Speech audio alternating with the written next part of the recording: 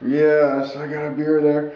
My friend, or this guy I was hanging out with, I guess he was a tour guide in Manaus in the jungle, and he was coming back because his dad died, and he had to like square stuff up with his family, and because he was inheriting a plot of land, I guess, in that town where his dad lived, but his brother was in Georgetown, so he was gonna go visit him. And so we went and we're waiting for the big truck to take us. I could have taken it would have been a lot more luxurious to just take a Land Rover and get in the back seat of it, but this guy talked me into doing these huge Bedford trucks. They're like, the tires are like 4 feet high, and uh, and they're huge. They're these huge like pickup type trucks, but they're way bigger. They're like as big as semis, and I guess they're made by England and they're from World War II, and it's like the only truck that can actually drive across that country because it goes across the jungle, and so it's really wet and rainy and muddy all the time, and so these Bedfords, because their tires are so big, like their wheelbase is like that high, so they drive and they make these holes with their tires that are literally that deep and that wide. So any other car that comes has to just completely avoid the tracks that they make. And they go in there, and I guess they're so heavy that even if the wheelbase or the hole is really deep, they just plow through it and make it. But we were waiting there for like a half day, and I guess there was these trees that you shake and these nuts come off. So we made a fire, and then you throw the nuts on this little grate, and they get roasted. And then you break them up and eat them. It's kind of cool. And then the truck came, and he's like, "Oh no, someone stole all of my money. Oh no, it must have happened when I wasn't looking. You're gonna have to pay for me." Don't worry though, I'll pay you because my brother is in Georgetown. And his cousin's like, "Oh no, Duppies, oh man." So anyway, I paid for him to go. And anyways, yeah, I guess I wouldn't if lesson from this is if you ever meet somebody in one of these poor towns who's like wants to be your buddy and everything, it's probably for a reason. So just don't hang out with them. Only hang out with people who aren't in your face wanting to be your buddy, or just other tourists. But because that happened to me also. And then Honduras, I loaned this Honduran guy $150. I know it's making me look like a complete idiot, but I'm just gullible. What can I say?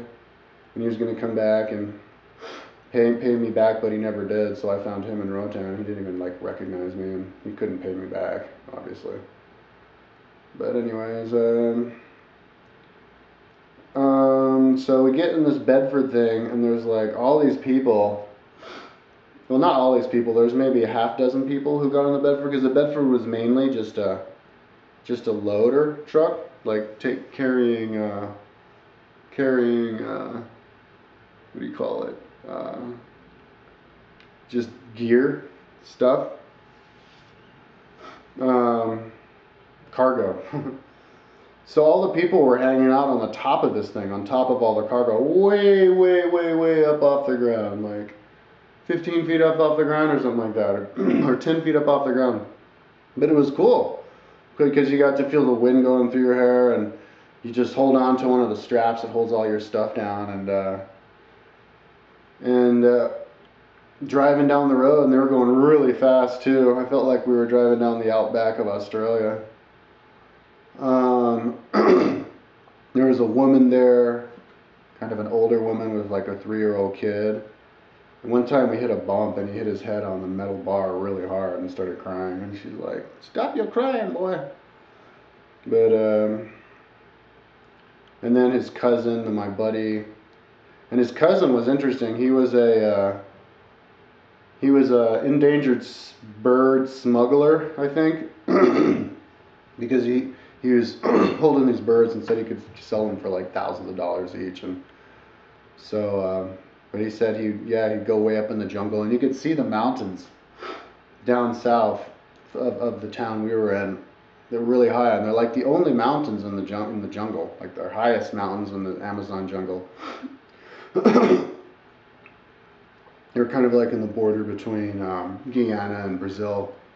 And you go up in there and trap these birds, and then bring them back to Georgetown and sell them to like get exported someplace to some like first world countries where people collect those kind of stuff. But he had some interesting stories. He said he knew, like, he had met like the Indians, and the Indians who live out there are like. He said he was in a canoe once, and he was out there in the jungle in the middle of nowhere, and he saw this like monster pop up. It was like a giant head, like this big, eyes like this big. Just look at him, he didn't even know what it was, and it was huge. And then it floated away. But he said that like the anacondas out there are gigantic, and they eat deer, but they eat the deer by hypnotizing the deer. They slither up to the deer and they stare right in the deer's face, and the deer just stares at it and doesn't run, and then it comes up and captures the deer. But the Indians out there don't have to worry about the anacondas at all, because they have these because they hypnotize the anacondas. and they also have these big anaconda teeth around their chest, which I guess protects them from the anacondas.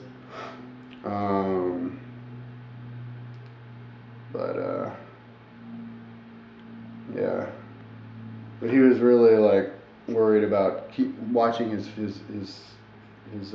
birds. He kept the cage totally covered in like blankets.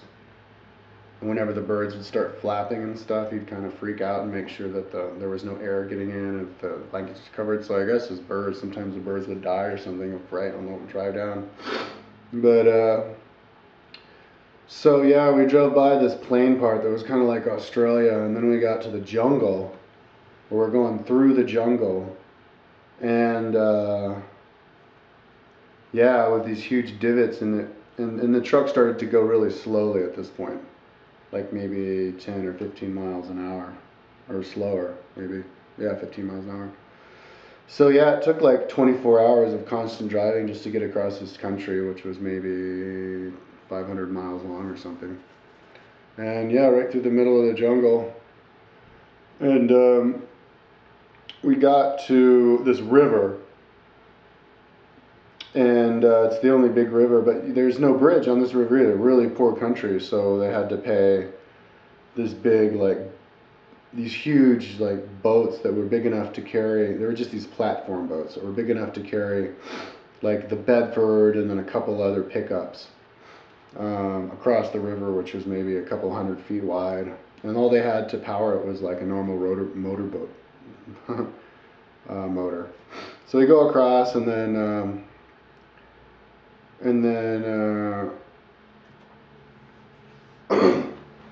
I had, and for some reason they waited like an hour or something before they started driving again. I guess the drivers were having lunch or something.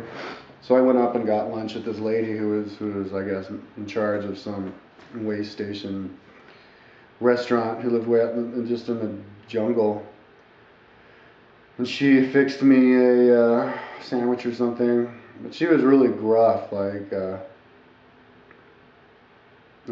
just kind of like, she kept talking, but kind of, there was this black guy there who had this big afro, and he was missing all these fingers, and I guess he was her worker, but he didn't live with her or something, because she's just like, yeah, don't be stealing any more of my bread today, Charlie. And he didn't talk at all. He looked like he was like retarded or something.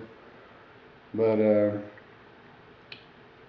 it was a really basic situation she had, just a toothpick house and cardboard toothpick corrugated iron house, and her eating area was just outside a table, you know, maybe with a, you know, a little thing awning or something on top.